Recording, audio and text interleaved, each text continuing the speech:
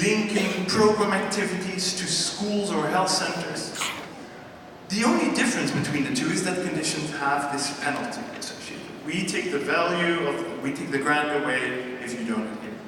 So we started questioning ourselves, is that the only value of a condition? Is the penalty the only value of a condition?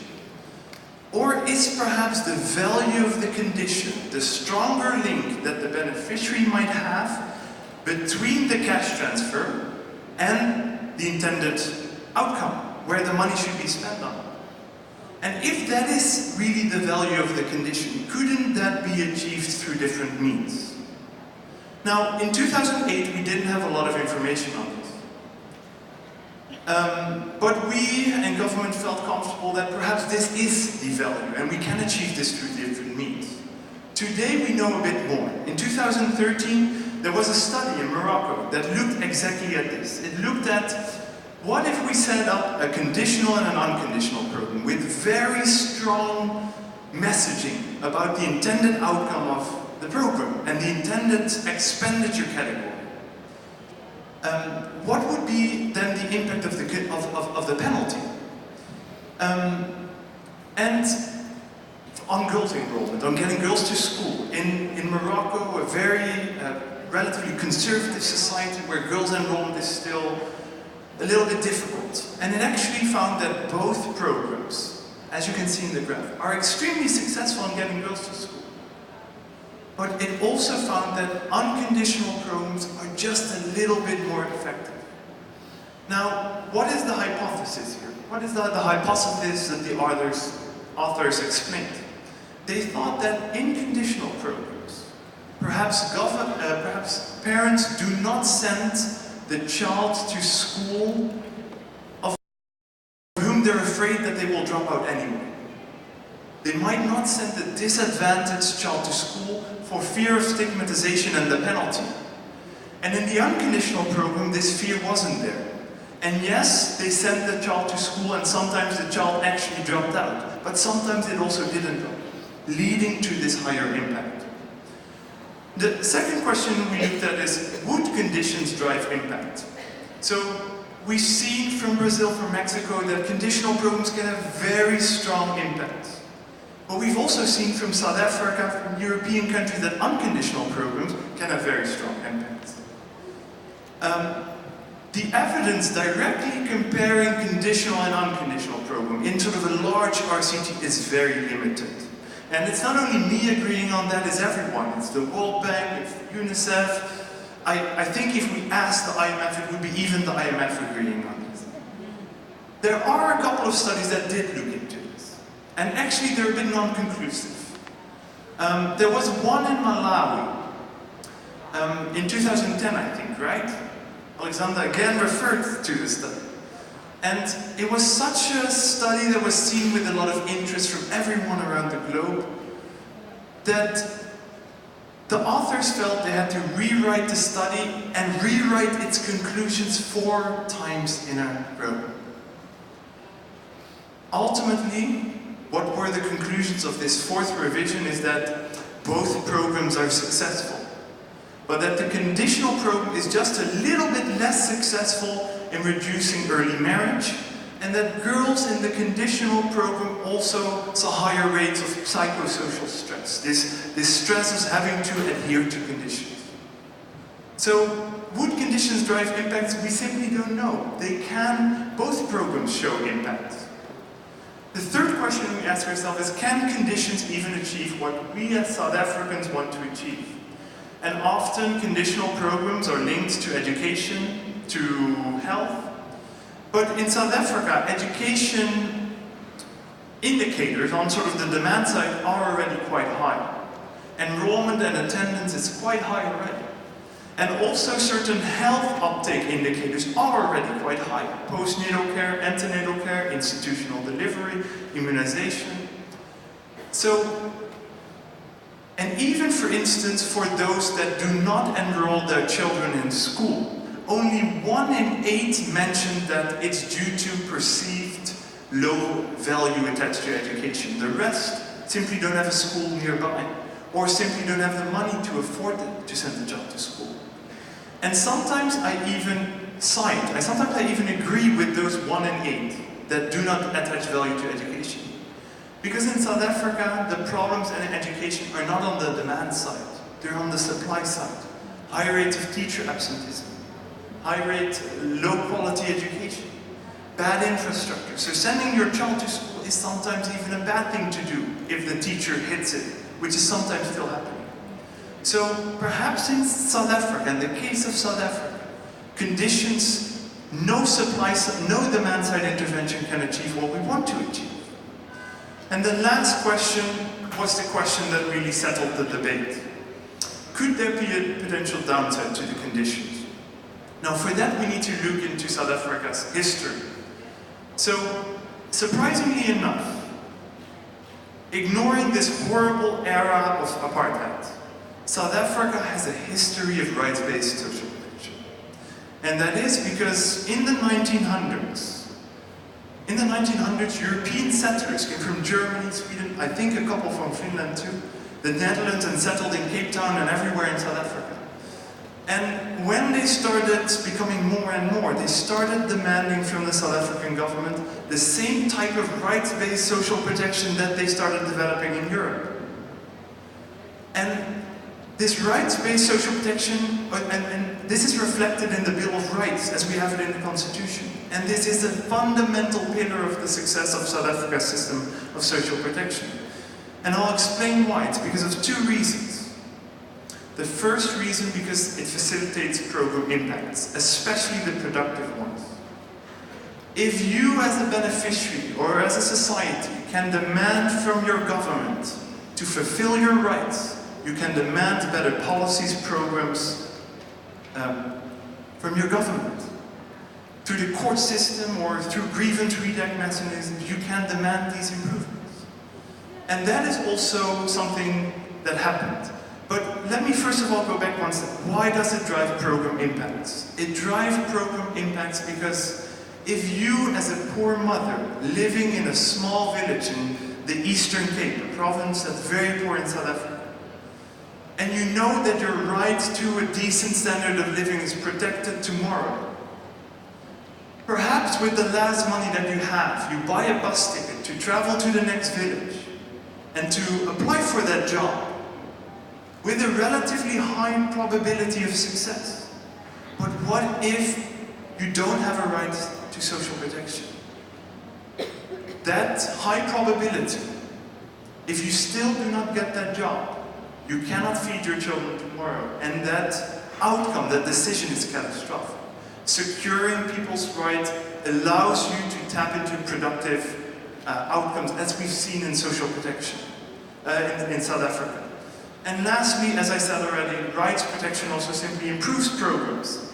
The South African government has been taken to court numerous times to ensure that the program delivers outcomes successfully.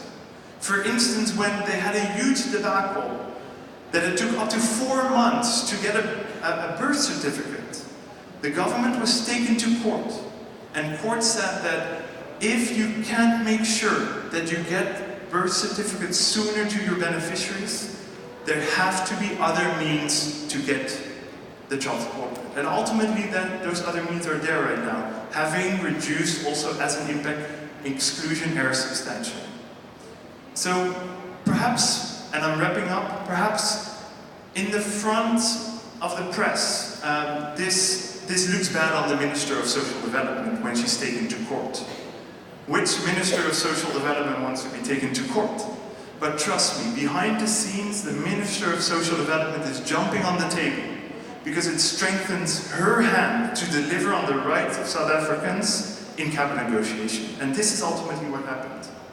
So, this question on to condition or not to condition in South Africa was settled in 2009, and as a result there is no conditional program. And it really focused on understanding that in South Africa the value of the condition was perceived to be the link between benefit received and the intended outcome. But those we thought could be achieved through different means, which is exactly what we're working on these days. We've seen that conditional, unconditional programs both have impact. What South Africa wanted to achieve, however, might not be achievable through condition. And lastly, We saw that rights protection is key to driving program success and to securing program impact. Now, where do we stand today? Today we still have lively debates about other questions, hot topics in social protection. Do we target or do we provide the child support grant universally? The administrative cost of South Africa's social protection system is only 6%, of which 2% goes to research. Can we lower that even further if we give it out universally and not target? The second question we still have is, youth unemployment is the biggest struggle in South Africa. Could we perhaps use the grant as a tool to tackle this? And can we drive exclusion perhaps further down, especially in this first year after birth, when these neurons in your head start to connect and form this human capital we're always speaking about? So we keep debating, but hopefully the debate in South Africa about whether conditions or whether the program should be conditioned or not has been settled for now. So thank you very much.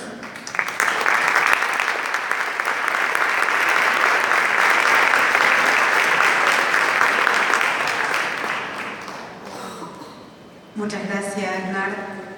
Bueno, es el turno del último panelista de la tarde, Juan Pablo Rabat, licenciado en Sociología de la Facultad de Ciencias Sociales de la Universidad de la República de Uruguay, director nacional de Evaluación y Monitoreo del Ministerio de Desarrollo Social de Uruguay. Del 2005 al 2008 asesoró a la Subsecretaría del Ministerio de Desarrollo Social en el seguimiento del PANES, el Plan de Asistencia Nacional de Emergencia Social, y a partir del 2009 trabajó en la unidad de seguimiento de programas dependiente de esa subsecretaría como responsable del equipo interdisciplinario de asesoría de la subsecretaría para el seguimiento y la implementación de programas sociales.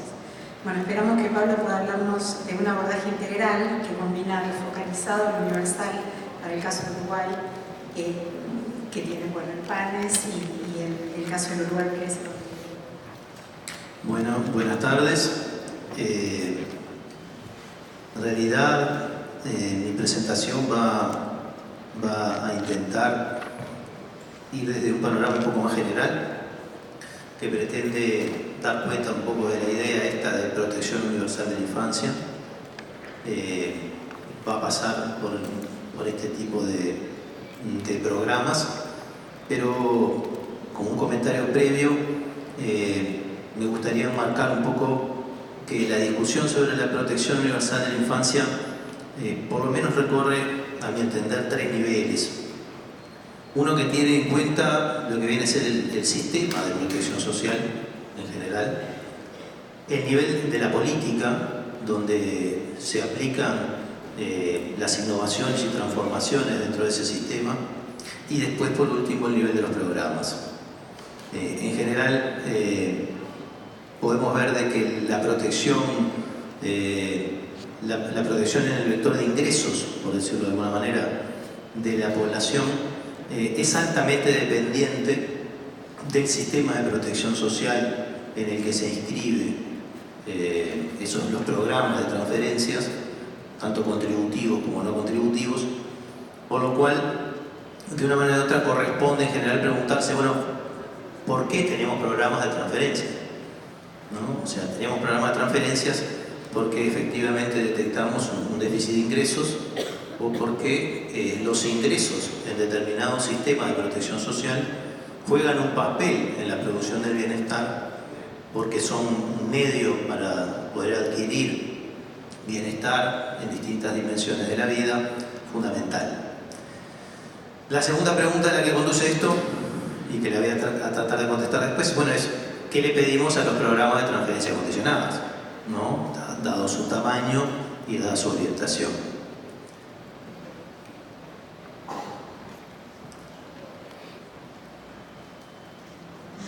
Acá me parecía cortada, por eso me asusté. Bueno, en principio, la producción de bienestar en una sociedad está al menos dividida, o podemos dividirla, existen muchos reportes analíticos en 2 grandes espacios. Uno tiene que ver con el mercado de trabajo y el otro con la protección social propiamente dicha. Dentro de la protección social podemos inscribir los asuntos de salud, educación, vivienda y ambiente, seguridad y asistencia social. Entre esos dos grandes pilares es donde se inscribe la producción de bienestar en general de la población. Esto es el proceso de transformación de los últimos años en Uruguay de los indicadores de pobreza monetaria y de pobreza multidimensional. Sobre la izquierda, lo que van a ver ustedes es la evolución de la pobreza monetaria. El azul corresponde al sector pobre monetario y el naranja al no pobre.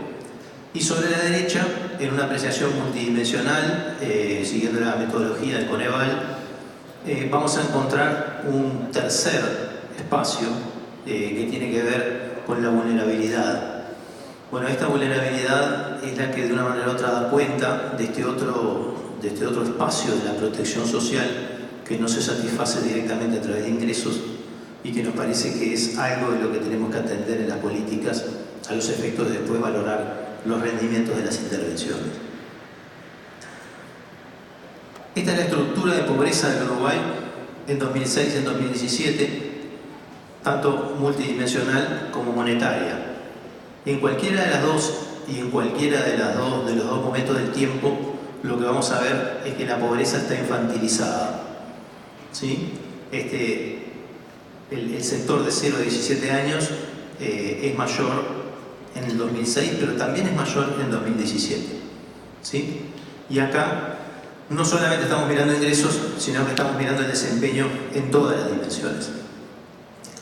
Esto ha sido, en el fondo, el producto de la evolución esta de la pobreza, igual es el producto de un conjunto de acciones de política que operan en la transformación de la matriz de protección social, que vamos a mostrar en forma sucinta, pero que abarcan acciones en la dimensión de salud, de seguridad y asistencia social, de cuidados, de protección integral, de vivienda y hábitat y de educación. Los colores rosados representan esencialmente los espacios donde se desempeñan políticas focalizadas, ¿sí? Además de que se inscribe en la seguridad y la asistencia social, que son las transferencias no contributivas, que son el motivo central de este seminario.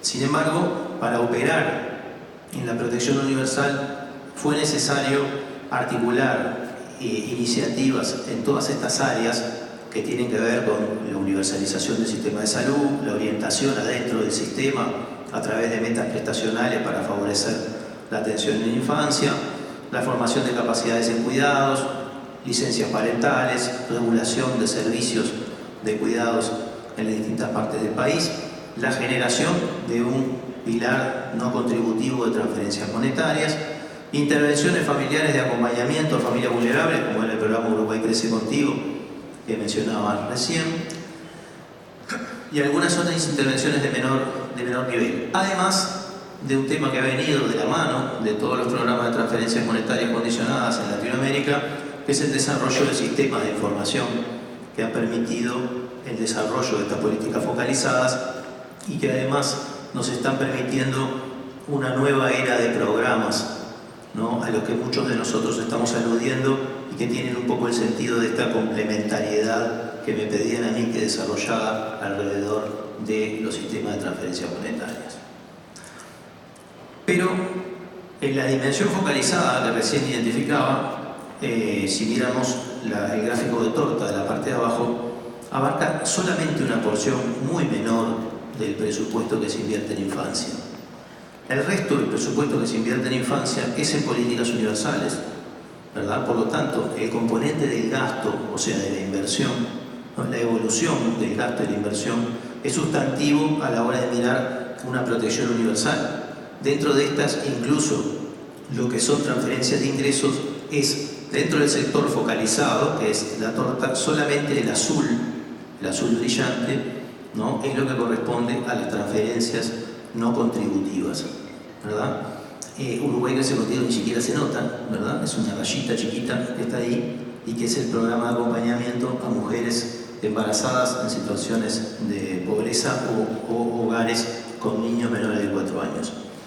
La prioridad macroeconómica sí muestra un avance que va de 5,1 puntos del PIB a 6,6 puntos del PIB. Es un punto y medio del PIB, pero un punto y medio del PIB en realidad es más de 3 veces lo que se gasta en transferencias monetarias contributivas en cualquiera de nuestros países.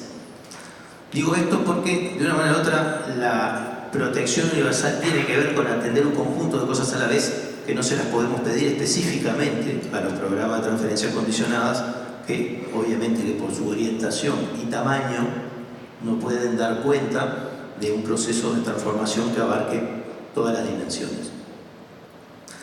Esto es la evolución del índice de Gini con y sin gasto público social.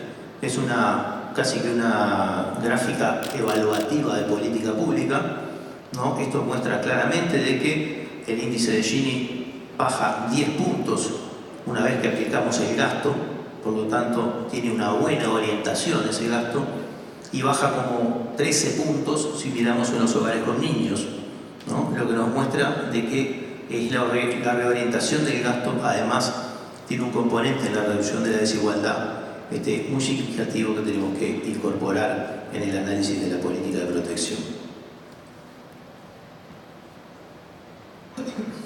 Cuando vamos a ver algunos datos de la evolución específica de los programas,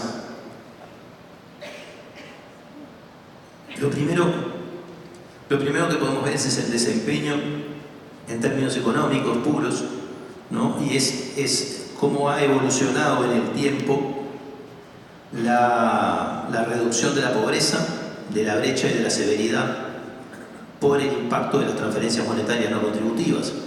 Esto lo que muestra es que hay cerca de un 18% para el año 2016 de la pobreza, de la reducción de la pobreza que se explica a partir de la existencia de las transferencias monetarias no contributivas, un elemento que no es para nada despreciable. Por lo tanto, y en coincidencia con lo que han planteado muchos colegas, el aporte en la reducción de la pobreza monetaria de este tipo de instrumentos es significativo y para nada despreciable. Sin embargo, cuando vemos otras dimensiones que están vinculadas habitualmente con las evaluaciones de impacto, en este caso de impacto de los programas de transferencias monetarias, vemos que no hay un efecto en la educación primaria, cosa que tiene que ver también con la universalización de la educación primaria, que existe un pequeño efecto en asistencia en 13 a 17 años, que no se encuentran efectos sobre actividad, empleo u horas trabajadas en el mercado de trabajo, que sí hay efectos sobre la informalidad, y esto está muy vinculado a la tradición uruguaya de haber tenido un viejo sistema de asignaciones familiares orientado por ingresos, por declaración de ingresos, ¿verdad? Que no hay efectos en controles de salud, ni en nutrición, ni en fecundidad, ¿sí? Y que sí mejora la relación de los beneficiarios con el Estado, ¿no? Que es la opinión sobre las instituciones de política pública.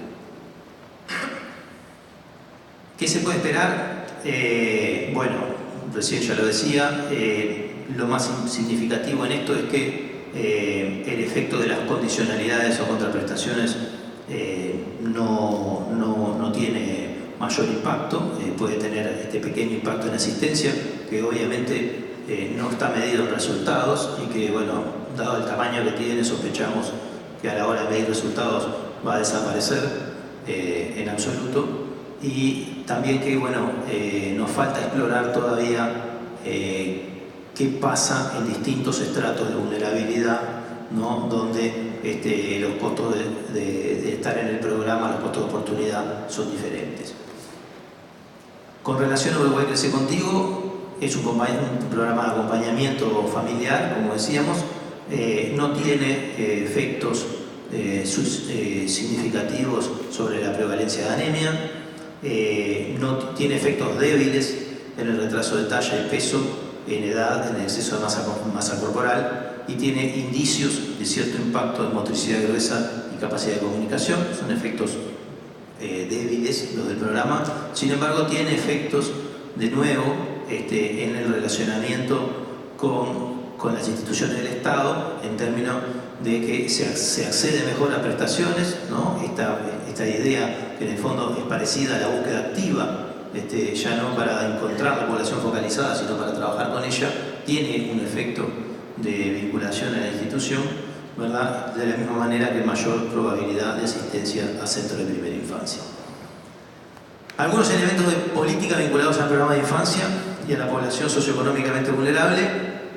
Esto es un gráfico que muestra para el conjunto de transferencias contributivas, no contributivas y deducciones de impuestos, ¿sí? ¿Cuál es la cobertura, ¿no? O sea, ahí vemos que arrancamos con un 84%, hoy estamos en un 79% de los menores de 18 años tienen alguna vinculación con una transferencia, ¿sí? Que es o una asignación familiar contributiva o una asignación familiar no contributiva o una deducción del impuesto a la renta, ¿verdad?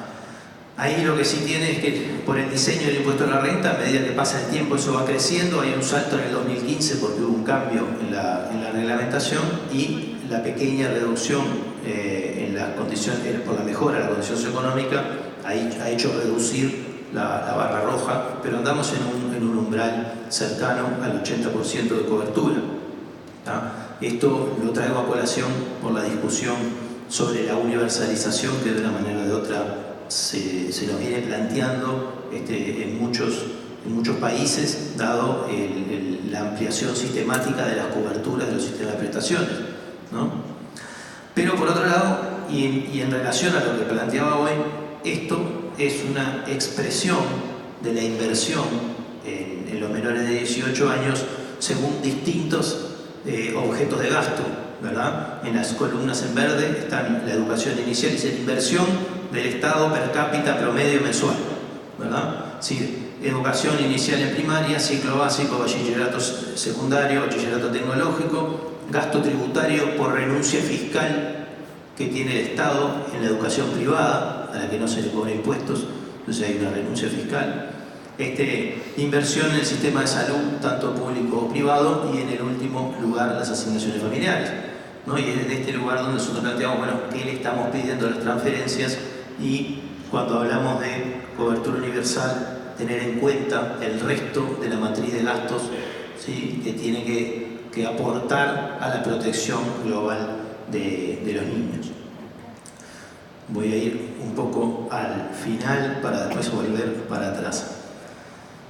Coincidentemente con muchos panelistas anteriores, identificamos que el problema de política en muchos de nuestros países, donde han habido interesantes mejoras en los últimos años en indicadores sociales, está en la reproducción intergeneracional de la pobreza.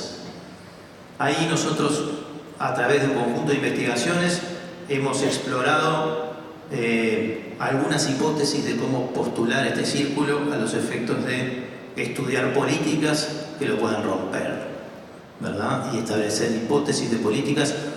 Para lo que nosotros entendemos tiene que ser una nueva generación de políticas, porque sobre transferencias monetarias también ya hemos conversado mucho y creo que estamos llegando además a consensos que hace 10 años era imposible, ¿verdad? Y que hoy los estamos acariciando y ojalá podamos terminar de resolverlos. ¿Qué vemos, qué encontramos en este problema? Bueno, niños y niñas nacidos en situación de pobreza y exclusión, que tienen los problemas propios de los hogares y contextos desfavorables. Eso tiene que ver con el ambiente. En el entorno de enseñanza, una alta probabilidad de bajo rendimiento y fracaso educativo. Los graves problemas que tenemos nosotros en los resultados educativos no están en el quinto quintil de ingresos ni en el cuarto quintil de ingresos, están en el primer quintil de ingresos y son graves. Alta probabilidad de bajos logros educativos finales, y eso obviamente que es una baja probabilidad de acceder a empleos dinámicos en ocupaciones de alta productividad y de buenos salarios, lo que implica una alta probabilidad de generar hogares de bajos ingresos, donde nacerán los niños y niñas pobres excluidos, donde empieza el otro ciclo. La pregunta que nosotros nos hacemos acá es cómo enfrentar esto, y ahí es donde entran en discusión muchas más cosas que lo que habitualmente consideramos problemas de inversión en infancia. Es decir, ¿puede la educación romper este círculo? Hay un problema de temporalidad, ¿verdad? La educación seguramente es nuestra apuesta a mediano plazo para romper este círculo, pero en el momento no puede romper este círculo, ¿no? Una política educativa inserta en una condición socioeconómica muy mala, no tiene rendimientos, y lo que estamos viendo en la evaluación del sistema educativo. ¿Puede una intervención sobre el hogar y el ambiente romper el círculo? Hay problemas de sostenibilidad y suficiencia. Hemos tenido evaluaciones de realojos enteros de barrios de intervenciones en vivienda que no necesariamente están acompañadas del resto de las políticas, y lo que vemos es que unos años después estamos en una situación parecida a la inicial. ¿Puede el mercado de trabajo romper este círculo? Bueno, de vuelta, estamos en un problema de suficiencia, pero sin embargo hay una hipótesis que nosotros vemos a través de la evaluación de políticas que muestra claramente que, por ejemplo, la mejor política de vivienda que hemos tenido ha sido un ingreso sostenido de los hogares. No es una política de vivienda, pero ha mejorado esa condición, y entonces creemos que, además de generar un proceso de inclusión social, ¿no?, que origina también la posibilidad de darle a los individuos un lugar en el mundo, genera ingresos sostenidos y permanentes y puede complementar los ingresos provenientes por otras vías. Entonces, creemos que junto a las políticas de transferencias monetarias y como una visión también de protección a la infancia, es necesario repensar el papel del mercado de trabajo en los hogares con niños, ¿sí? Porque eso podría estar generándonos una hipótesis complementaria a los sistemas de transferencias monetarias. Volviendo ahora sí a esto, que es un conjunto de microsimulaciones para ver este tipo de rendimientos, mostrar que en la hipótesis nuestra una ampliación a una renta básica, o sea, completar ese 20% de los hogares que hoy no están cubiertos, además de homogeneizar en una tarifa plana a todas las transferencias del valor de la asignación media, nos podría ascender a un gasto total de 0,7 puntos de PIB, hoy andamos en 0,4, ¿verdad? Pero los indicadores de resultados, tanto en pobreza como en desigualdad, se mueven muy poquito. Una política de empleo para hogares del primer quintil de ingresos, con desocupados, con niños, podría tener un resultado mucho más fuerte en términos inmediatos en relación a los indicadores, ¿sí? Estas son las cosas que a nosotros nos alientan a pensar de que quizás la próxima era de políticas focalizadas, una vez que podamos universalizar las transferencias monetarias, tenga que venir de la mano, ¿sí?, de un emprendimiento estatal sobre la generación de empleo mucho más intensivo, pero capaz que no tan caro, ¿no?, con un contundente resultado en la tasa de desempleo que genera otras condiciones importantes. Esto es lo que nos pasa, esto es lo que nos pasa es que nos deja en un debate sobre prioridad de inversión. Desde el punto de vista del diseño de políticas, creo que el avance hacia una renta básica para menores de 18 años elimina un montón de problemas por los que están transitando nuestras sociedades, especialmente una aporofobia creciente de una población saturada de discutir o de tratar de entender políticas focalizadas, que además son objeto de mucha manipulación mediática y son un objeto de gran controversia sobre el merecer o el no merecer, los criterios de elegibilidad, la transparencia. Entonces, es indudable que por un problema de economía política, los países que tienen un desarrollo importante de los sistemas de transferencias monetarias deberían esmerarse en completarlo a los efectos de terminar con una discusión que sobran los argumentos de todos los panelistas anteriores para mostrarla. Sin embargo, eso no necesariamente es el criterio más eficiente para mejorar los indicadores, y quizás hay elementos para empezar a pensar que las nuevas políticas focalizadas ya podrían empezar a trabajar en algo que puede llegar a tener verdaderos impactos. Obviamente, como empecé diciendo, esto está sujeto a la realidad de cada país, a la matriz de protección social de cada país, a la estructura del mercado de trabajo de cada país y a la capacidad de generar políticas. Muchas gracias.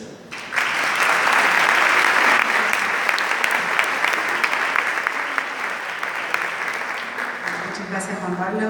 Y para cerrar, acá me alcanzaron algunas preguntas del público. ¿Siguen alcanzando algunas preguntas? Gracias. Empiezo con un par. En primer lugar, acá hay una pregunta general, así que la puede tomar el que prefiera. si han realizado alguna experiencia concreta de inversión orientada o focalizada en primera infancia, los primeros 1000 días. Les tiro otra. Esta es específica para NARC.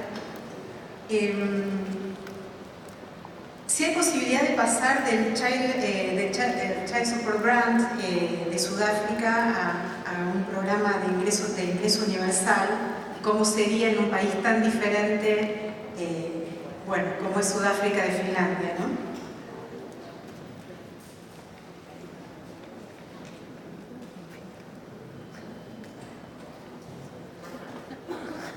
Great question.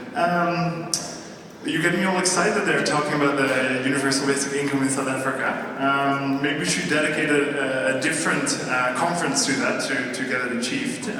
First of all, so this commitment of the South African government to, as enshrined as its constitution, progressive realization of social protection, who knows where it may end? I think ultimately countries can do their fair share. No country can, by looking at South Africa, say that they can't allocate 3.5% of GDP on social assistance policies.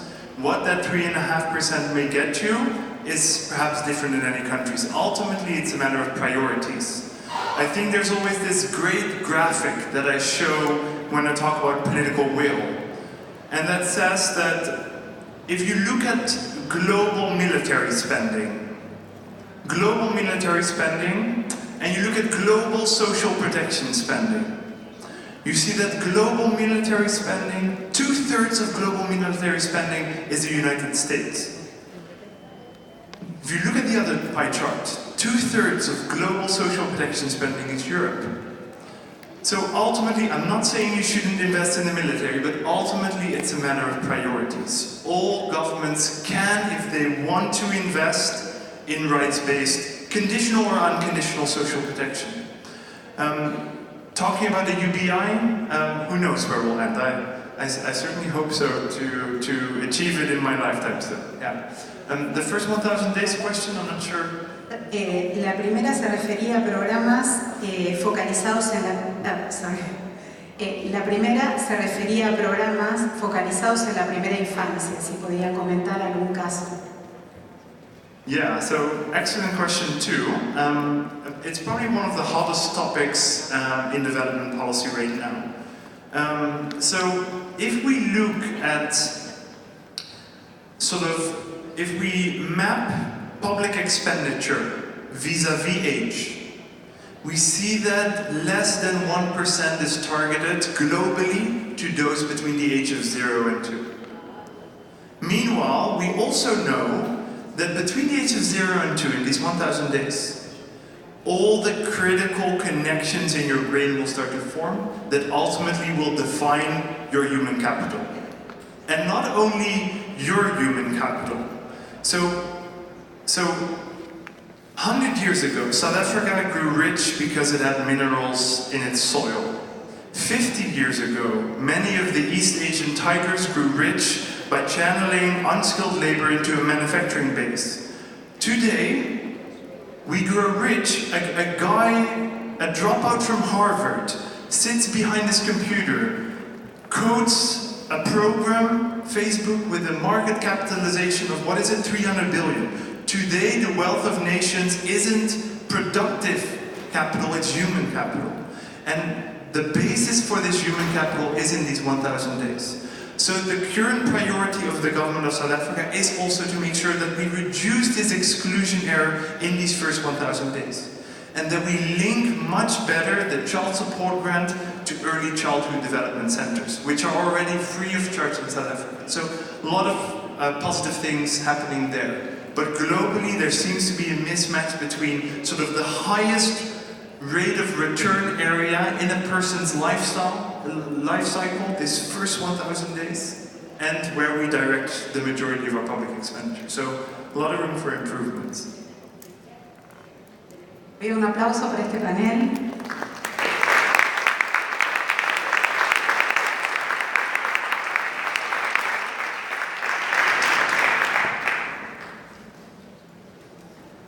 El agradecimiento entonces, nuevamente reiteramos el aplauso para quienes han cerrado esta jornada.